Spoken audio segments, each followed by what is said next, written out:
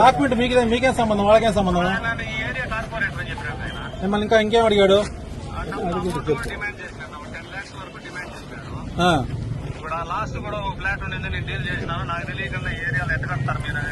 అవన్నీ అడగల రమ్మని కాణిపాకం సత్యం నేను చేస్తాను. నేను చేస్తాను. సరే, కాణిపాకం సత్యం నేను చేస్తాను. నాకు బిడ్డలు ఉండేవాళ్ళు. ఇంకో బిల్డింగ్